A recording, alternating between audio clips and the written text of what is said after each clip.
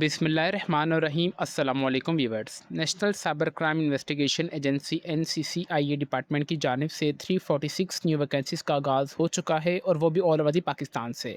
इन vacancies की अगर तालीमी काबिलियत की बात की जाए तो अगर आप मैट्रिक पास, इंटरमीडिएट पास है, इसके अलावा अगर आपके पास कोई भी ग्रेजुएशन की डिग्री भी है, देन भी आप इन वैकेंसीज़ में ईज़िली अप्लाई कर सकते हैं।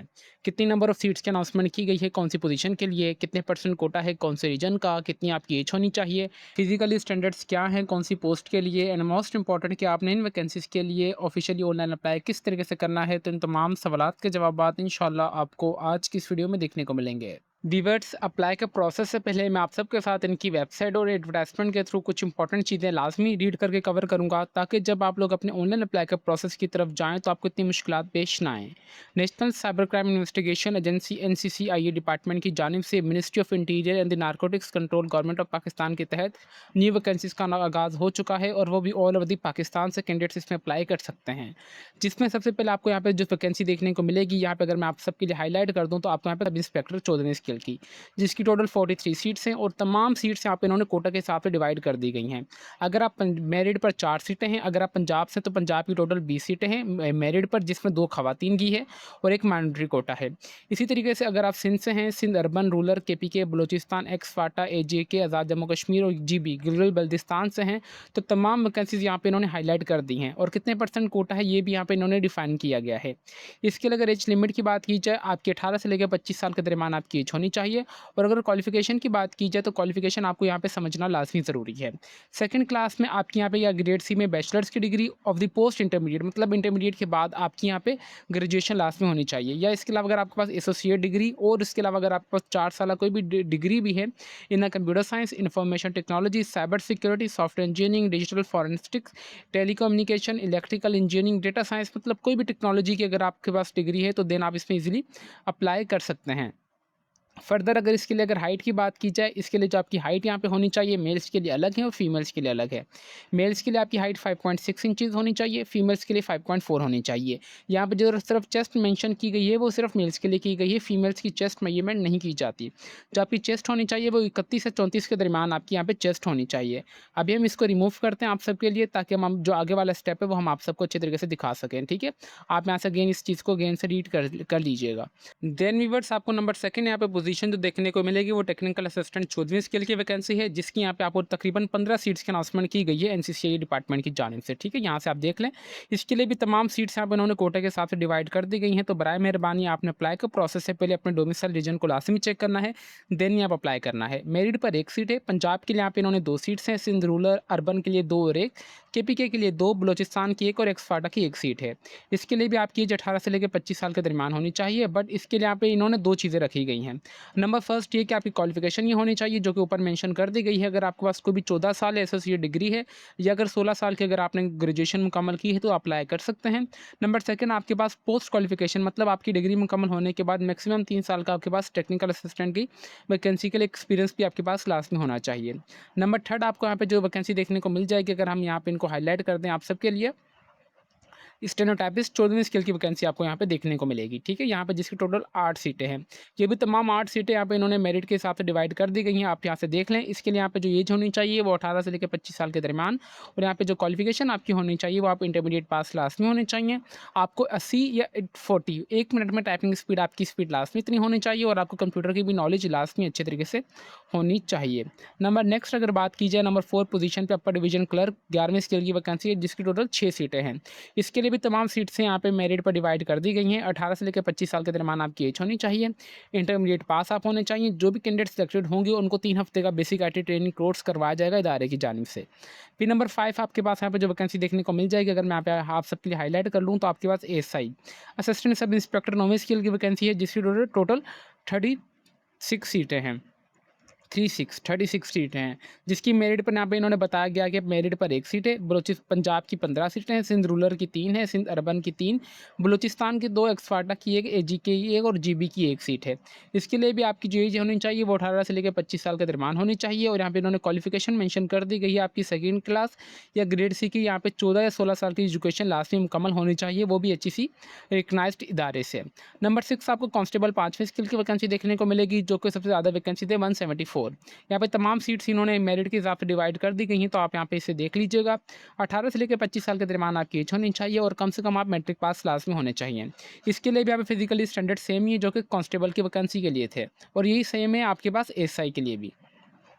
फिर आपके पास कांस्टेबल ड्राइवर की वैकेंसी 5वें स्केल की है, जिसकी टोटल 64 सीट्स हैं। इसके लिए भी तमाम सीट्स यहाँ पे मेरिट के हिसाब से डिवाइड कर दी गई हैं। 18 से लेकर 25 साल के दरमियान आपकी एज होनी चाहिए, कम से कम आप मैट्रिक पास हों। नंबर फर्स्ट चीज़, आपके पास मोटरवे यहाँ पे मोटरसाइकिल एलटीवी का ड्राइविंग लाइसेंस लास्ट में होना चाहिए। नंबर सेकंड चीज़ इन्होंने बताया गया कि अगर आपके पास प्रेफरेंस वगैरह होगी तो आपको यहाँ पे प्रेफरेंस दी जाएगी, और आपको नॉलेज वगैरह अच्छी होनी चाहिए मेंटेनेंस ऑफ व्हीकल की, और आपको कार लाइटिंग वगैरह की भी नॉलेज अच्छी तरीके से होनी चाहिए। नंबर नेक्स्ट, अगर हम इनकी टर्म एंड कंडीशंस की बात की जाए, हाउ टू अप्लाई का प्रोसेस के लिए, अगर आपने यहाँ पे जो ऑनलाइन अप्लाई करना है, आपने यहाँ पे जो भी इंटरेस्टिंग कैंडिडेट्स होंगे वो ऑनलाइन अप्लाई करेंगे। एनएफपी नेशनल पुलिस फाउंडेशन की वेबसाइट पर जाके उन्होंने ऑनलाइन अप्लाई करना है। लास्ट डेट से पहले 7 सितंबर 2026 से पहले पहले। ईच एप्लीकेशन फॉर्म की यहाँ पे 2000 रुपये फीस है, जो कि आप इजी पैसा जैस के थ्रू इजीली पे कर सकते हैं।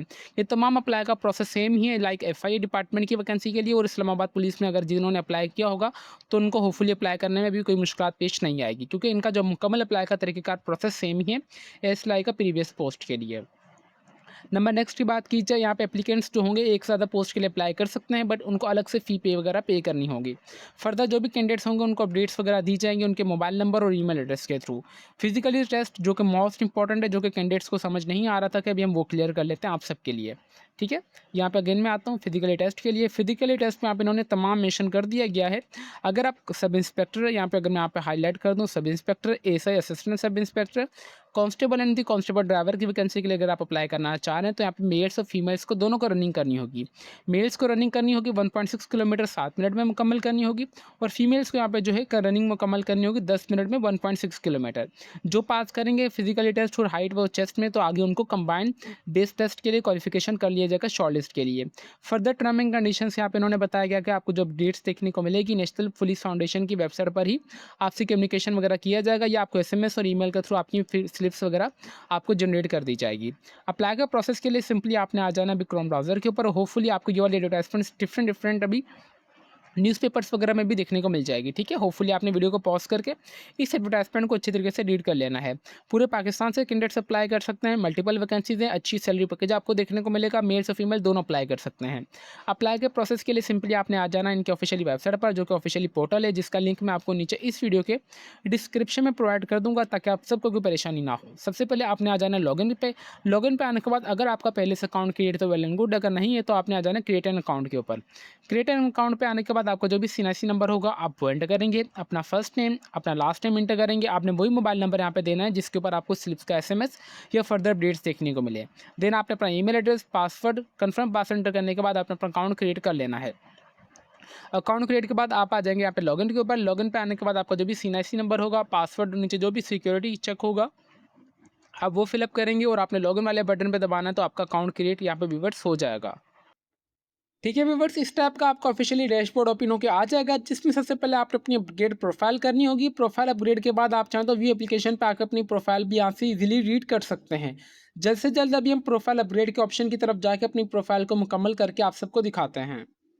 अच्छा, यहाँ पे आपने simply create and update profile पे आएंगे, तो आपकी यहाँ पे जो भी प्रोफाइल क्रिएशन का प्रोसेस है वो आपका स्टार्ट हो जाएगा एज सुन एज पॉसिबल। जिसमें ठीक है viewers, create and update profile में सबसे पहले आएंगे तो सबसे पहले आपका फोटो सेशन आ जाएगा, जिसमें आपने अपनी यहाँ पे तस्वीर अपलोड करनी है, जिसमें आपका चेहरा बिल्कुल क्लियर होना चाहिए, प्लेन ब्लू या वाइट बैकग्राउंड में होनी चाहिए, जिसमें आपका चेहरा बिल्कुल विजिबल ना हो, और कोई भी ब्लर वगैरह साइड एंगल पोज वाली आपने तस्वीर यहाँ पे अपलोड नहीं करनी। तस्वीर अपलोड करने के बाद आपके पास जो आपका नेक्स्ट सेशन है वो प्रोफाइल इन्फॉर्मेशन, आपकी बेसिक इन्फॉर्मेशन स्टार्ट हो जाएगी।